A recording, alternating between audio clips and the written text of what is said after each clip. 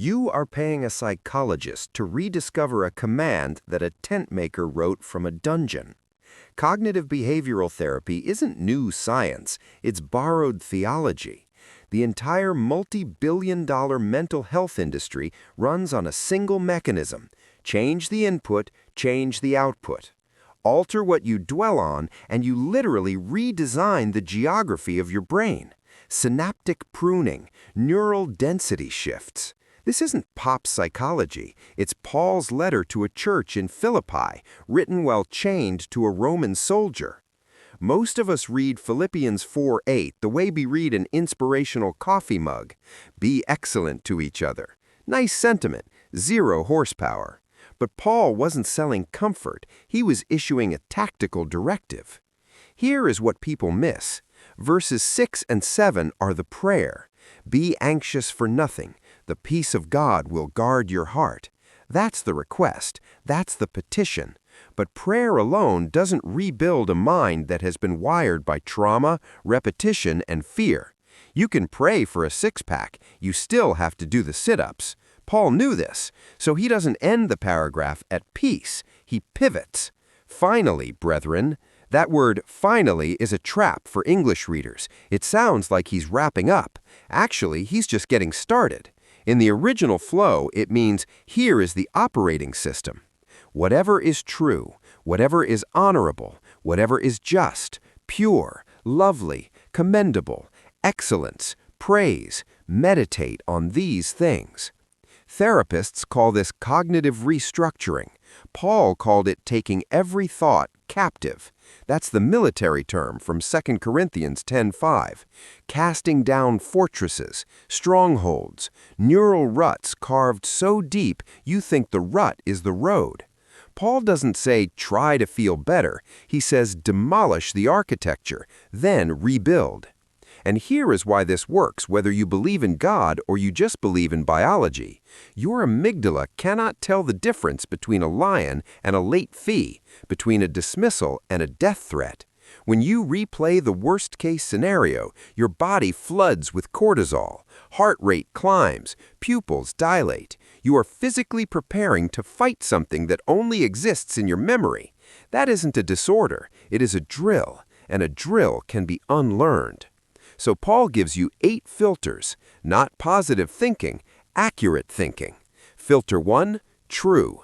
Not what feels true at 3 a.m., not what the anxiety narrative insists is true, what is verifiable. CBT calls this examining the evidence. Paul calls it reality. Filter 2, noble, worthy of respect. This filter cuts out the gossip loop, the cynicism drip. Your attention becomes what you attend to. Filter 3, just, right, fair. This filter breaks the victim spiral and reorients you toward a sovereign script rather than a random one. Filter 4, pure, unpolluted, uncut. Paul is telling you to inspect the contamination in your mental feed. Filter 5, lovely, not utilitarian, not productive, beautiful. This is an antidote to the negativity bias that kept your ancestors alive, but is now keeping you exhausted. You have to deliberately train your eye to see the good, or it will default to scanning for threats. Filter 6, commendable, good report. This isn't denial, it's selectivity. Not every true thought deserves real estate in your skull. Some truths are true but useless. You don't need to rehearse them. Filter 7, excellence, virtue, moral awesomeness.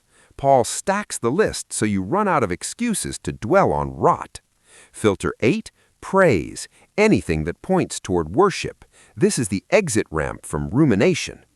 Now here is the mechanism that makes this clinical instead of sentimental. The Greek word for meditate is logizomai.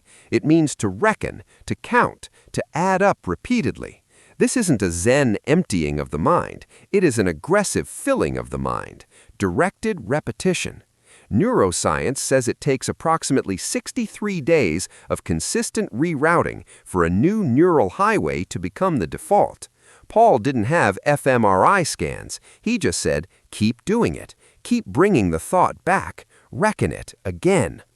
Philippians 4:9 is the result clause. The God of peace shall be with you.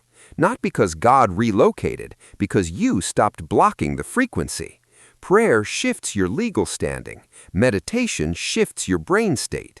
You need both. One without the other is a half-built bridge. So here is the protocol. Not advice, protocol. Next time an intrusive thought lands, do not fight it, do not shame it, do not suppress it. Suppression is fuel. Instead, hold it up to the 8 filters. Is it true? Is it noble? Is it lovely? If it fails 3, it fails all. Then, deliberately, verbally, replace it with a thought that passes the inspection. Speak it out loud, not once, daily, for weeks. You aren't trying to win an argument with your anxiety. You are redirecting traffic. That's why Paul wasn't anxious in prison. He didn't have comfortable circumstances. He had a calibrated mind. CBT didn't